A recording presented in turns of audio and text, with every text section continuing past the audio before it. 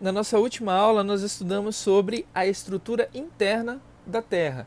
E hoje nós vamos estudar sobre a estrutura externa do nosso planeta, que é a atmosfera.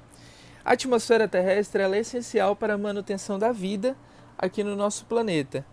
Mas eu faço uma pergunta para vocês. Vocês sabem do que é feito o ar que nós respiramos? Se você não sabe, eu vou dizer para você agora.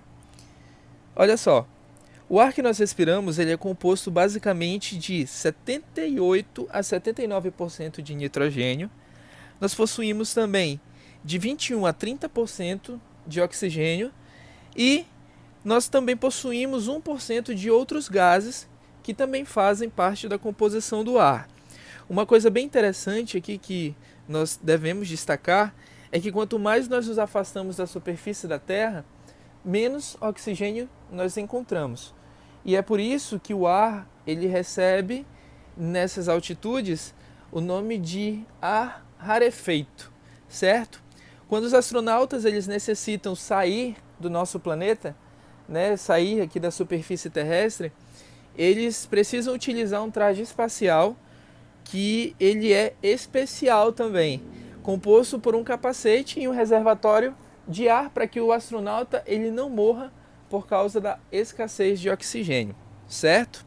E agora eu vou falar para vocês um pouquinho sobre as camadas que compõem a atmosfera. Muito bem, aqui nós temos uma ilustração e agora eu vou falar para vocês um pouquinho sobre cada uma. Tá? A troposfera ela é a camada mais baixa da atmosfera, na qual os aviões eles se deslocam e ocorre a maioria dos fenômenos meteorológicos.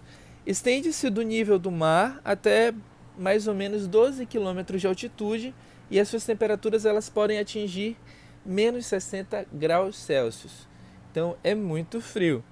A seguir nós temos a estratosfera, que é a camada que se encontra, né, a camada de ozônio, que protege os seres vivos da ação dos raios ultravioletas que são emitidos pelo Sol.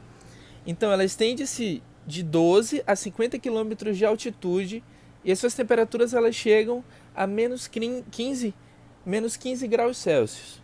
A seguir nós temos a mesosfera, que é a camada mais fria da atmosfera, com uma temperatura entre menos 10 e menos 100 graus Celsius. Ela protege o planeta do impacto de meteoros e é inacessível por balões e aviões. Ela estende-se de 50 a 90 km de altitude e nela são observadas as estrelas cadentes. A seguir nós temos a termosfera, que também é chamada de ionosfera, que é a camada mais extensa da nossa atmosfera. E ela avança dos 90 a 600 km de altitude. É também a porção mais quente da atmosfera. E na parte superior dela, ela consegue atingir uma temperatura de 2000 graus Celsius, então é muito quente. E isso acontece porque devido à escassez do ar, a absorção solar ela é intensa nessa camada. E é nessa camada que orbitam os ônibus espaciais. Beleza? E agora nós vamos para a nossa última camada, que é a exosfera, que ela é a última camada da atmosfera antes da entrada no espaço sideral. E ela pode chegar até 20 mil quilômetros de altitude. Então, olha só, nessa camada aqui da atmosfera, as moléculas de ar elas são muito rarefeitas e não sofrem a ação da gravidade terrestre. Os satélites artificiais e telescópios espaciais, eles orbitam nessa camada, na qual a temperatura ela chega em torno de 1.600 graus Celsius. É bem quente, né?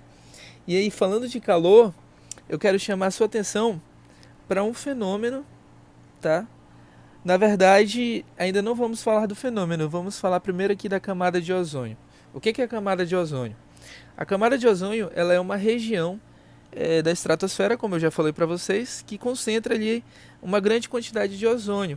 Né? Ela concentra-se ali, ela se localiza entre 15 a 35 quilômetros da superfície da Terra, né, de altitude, e ela chega a 10 quilômetros de espessura.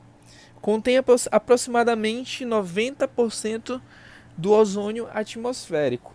Aqui do lado, eu coloquei para vocês uma gravura que vocês podem perceber que com o passar do tempo essa camada de ozônio ela sofreu algumas alterações. E por que será que ela sofreu alterações? E aí é onde eu quero chegar com vocês sobre um fenômeno chamado o efeito estufa, tá?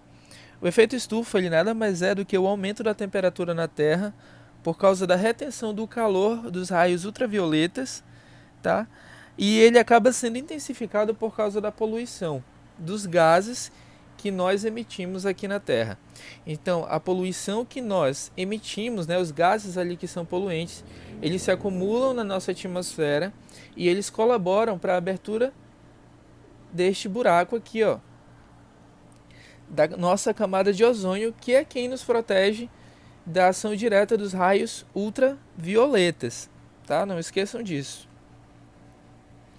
E aqui falando um pouquinho sobre a exposição solar, eu trouxe para vocês algumas instruções, alguns conselhos para que você possa proteger a sua pele, principalmente aqui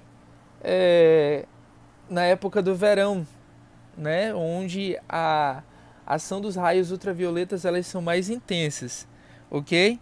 Então olha só, o tempo de exposição é importante, os acessórios que vocês vão usar, boné, camisas leves, né, roupas leves para você se proteger do sol. É importante também quando você for à praia levar o guarda-sol para evitar o contato direto ali com o sol, com os raios solares.